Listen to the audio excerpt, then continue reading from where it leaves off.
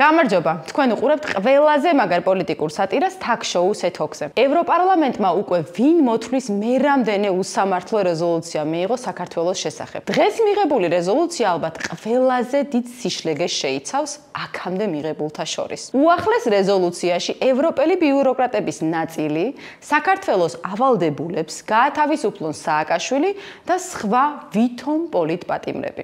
დანიშნოს ხელახალი საპარლამენტო არჩევნები ოღონდ. რასაკვირველია, არანაირი ფაქტი ან არგუმენტი, რომ არჩევნები გაყავდა, კვლავ არავის წარმოუდგენია. და ყველაზე დიდი სიგიჟე, სალომე ზურაბიშვილი აღიარებულ იქნას ლეგიტიმურ პრეზიდენტად. ანუ, ქალს ვადა გაუვიდა პრეზიდენტობის და მის პრეზიდენტობაზე გვედავებიან. ბარემ პირდაპირ გითხარით, რომ გადადექით, დანიშნეთ ჩვენი მოწონებული, ანუ ჩვენი აგენტი ოპოზიცია ხელისუფლებაში და ჩააბარეთ ქვეყანა მოგალატეებსო. გულახდილობა ყოველთვის ყველაზე მეტად ფასობს, რომ მიცოდეთ. მოკლედ, Deep State-ის მარიონეტმა ევროპარლამენტარებმა კიდევ ერთხელ გაგვაოცეს საკუთარი უსამართლობის და ისტერიულობის გამო.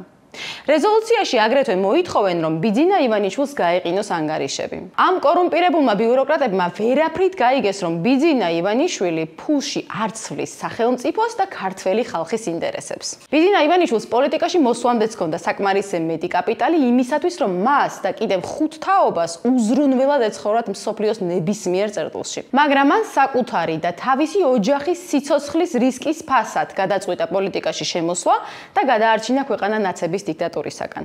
მოკლედ, რამდენი და როგორი შანტაჟის გზავნილი თუ რეზოლუციაც არ უნდა მიიღონ ჩვენმა დაუძინებელმა მეგობრებმა, ეს არაფერს შეცვლის. ბიძინა ივანიშვილი კვლავ იქნება გარანტი საქართველოში მშვიდობის, სტაბილურობის და შეუქცევადი განვითარების.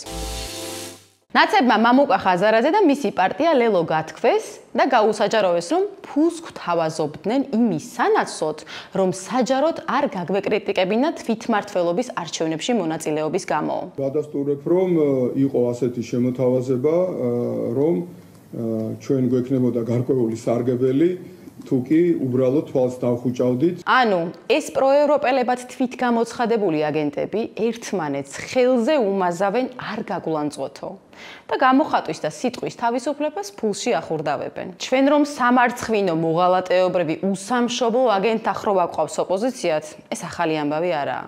მაგრამ მამუკა ხაზარაძე როგორიც უმწია, კიდევ ერთხელ გამოჩნდა. აბა ნაცების მოსყიდვას რა უნდა? უბრალოდ ისეთი ცოტა თანხა გაიმეტა მათთვის, რომ ტიპებმა გაუბაზრეს ყიდულობდა და ვერ შევთანხმდითო. რამდენიმე დღის წინ ქუჩაში მოქალაქემ სემა ვანო თარხნიშვილი. მომღერალი, რომელიც ქართული ოცნების ამომრჩევლების დედის მაგინებელ სიმღერას მღეროდა. ლიბერალური ბაბლი მაშინვე დაეწყო და შეკვეთილი უწოდა ამ შემთხვევას. ჩელიაბინსკი მეტი რაღაცაო და სტანდარტული მოთქმა გოდება გამართეს. ქართველი ლიბერალი და ნაცი, რომელიც ჩვენი ქვეყნის კულტურისა და სოციუმისგან სრულად გაუცხოებული და მასთან დაპირისპირებულია, ვერ ხვდება ელემენტარულს, რომ დედის გინება ქართველისთვის უდიდესი შეურაცხყოფაა, რომელზეც არავის არ ჭირდება დავალების მიღება, საკუთარი ღირსების დასაცავად ხელი რომ მოიქნიოს. ამიტომ, როდესაც 1,200,000 ქართველს, ვინც ქართული ოცნება აირჩია დედას, რომ საჯაროდ შეაგინებთ, ნუ გაგიკვირდებათ, რომ ერთ დღესაც ამ 1,200,000 ადამიანიდან ვინმე გადაწყვეტს, რომ საკადრისი პასუხი გაქცეთ დედის გინებაზე. ხოლო თუ ამის ერთი ადგილი არ გაქვთ, მაშინ გინების გარეშე უნდა მოახერხოთ საკუთარი უნიათო შემოქმედების თუ აგენტურული პოლიტიკის პრეფერენციის დაფიქსირება. დღეს ამით გემშვიდობებით. შევხვდებით შემდეგ კვირას კლავ Talks-ზე.